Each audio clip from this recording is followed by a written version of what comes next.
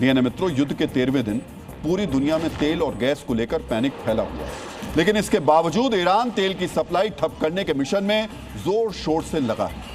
Iran का plan सिर्फ Hormuz strait को बंद करना नहीं है, बल्कि वो अमेरिका के सहयोगी देशों में ऑयल रिफाइनरी और ऑयल स्टोरेज सेंटर, इन सबको चुन चुनकर तबाह कर रहा है। डीएनए मित्रों, ईरान ने एक ही दिन में तेल का उत्पादन करने वाले खाड़ी के 3 देशों पर हमले किए।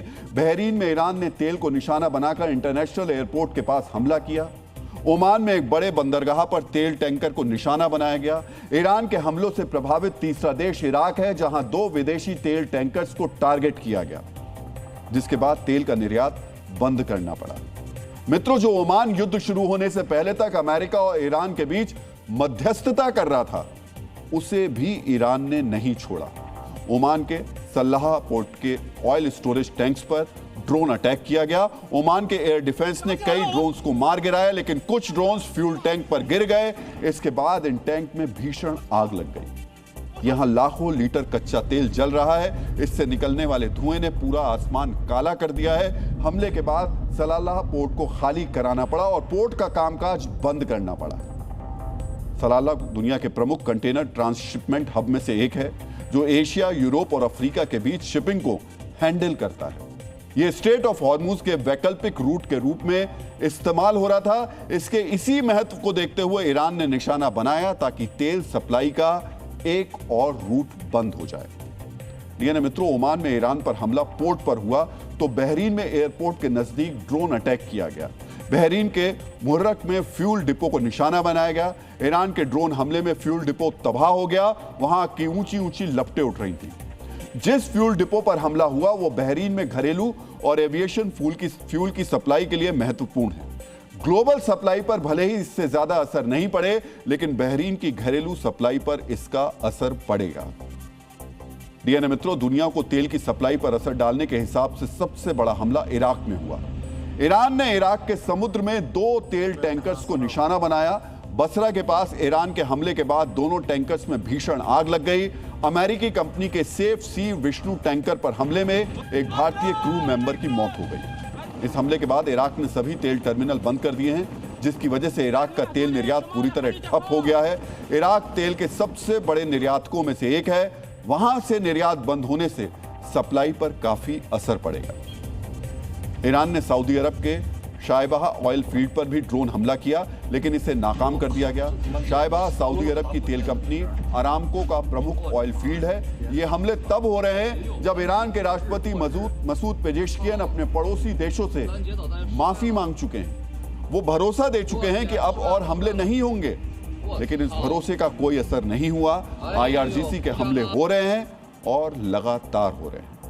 डीएनए मित्रों, ईरान अपने पड़ोसी देशों के तेल केंद्र पर हमला ये कहकर कर रहा है, ये उसका जवाबी वार है। ईरान का आरोप है कि उसके तेल केंद्रों पर बम बरसाए गए, इसी वजह से वो जवाब दे रहा है। लेकिन ये ईरान का बदला होने के साथ साथ उसकी रणनीति भी है, उसकी स्ट्रेटेजी भी है। ईरान को अच्छी तरह पता है कि अमेरिका को झुकाने का एक ही विकल्प है, हॉर्मुज से लेकर अरब सागर तक जहां भी तेल आए जाए वहीं हमला करो। ईरान जानता है कि तेल की सप्लाई ठप हुई तो दुनिया में बेचैनी बढ़ेगी। दुनिया भर के देश अमेरिका और इजराइल पर युद्ध रोकने का दबाव बढ़ाएंगे। यहां तक कि महंगाई बढ़ने पर अमेरिका के लोगों के बीच भी युद्ध का विरोध बढ़ेगा। ईरान की इस स्ट्रेटजी का असर भी देखने को मिल रहा है। आज फिर कच्चे तेल की कीमत में बड़ा उछाल आया। अंतर्राष्ट्रीय बाजार में कच्चे तेल का भाव एक बार फिर $100 के पार चला गया। एक ही दिन में लगभग 8% की बढ़ोतरी दर्ज की गई। यह स्थिति उस समय है जब इंटरनेशनल एनर्जी एजेंसी ने तेल के दाम को स्थिर करने के लिए रिकॉर्ड तेल जारी करने का फैसला किया है। एजेंसी अपने इमरजेंसी भंडार से 40 करोड़ बैरल तेल जारी करेगी। इस निर्णय के बाद तेल की कीमत घटनी चाहिए थी, लेकिन ईरान के इन हमलों ने राहत की उम्मीदों को ध्वस्त कर दिया। दाम गिरने के बजाय बढ़ गए। ईरान बार बार कह रहा है कि तेल की कीमत $200 प्रति बैरल तक जाएगी। अपनी इस धमकी को सच साबित करने के लिए वो तेल के समुद्री रास्तों को ठप करने के साथ साथ तेल के केंद्रों को भी निशाना बना रहा है। डीएनए मित्रों, ईरान ने इससे पहले भी सऊदी अरब, कतर, कुवैत और UAE में तेल केंद्रों को निशाना बनाया था।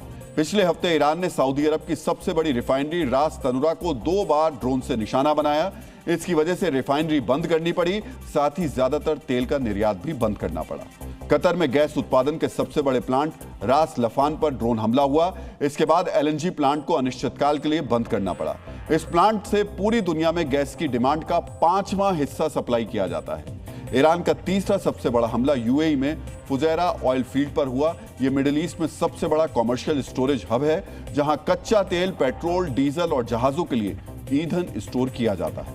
इसके बाद कुवैत एयरपोर्ट के फ्यूल टैंक पर भी हमला किया गया। सोचिए, सऊदी अरब, कतर, कुवैत और यूएई के बाद अब बहरीन, ओमान और इराक को निशाना बनाया गया। इनमें से 5 देश तेल के बड़े उत्पादक और निर्यातक हैं। सऊदी अरब दुनिया का दूसरा सबसे बड़ा तेल उत्पादक है। कुल उत्पादन में इसका हिस्सा 12% के आसपास है।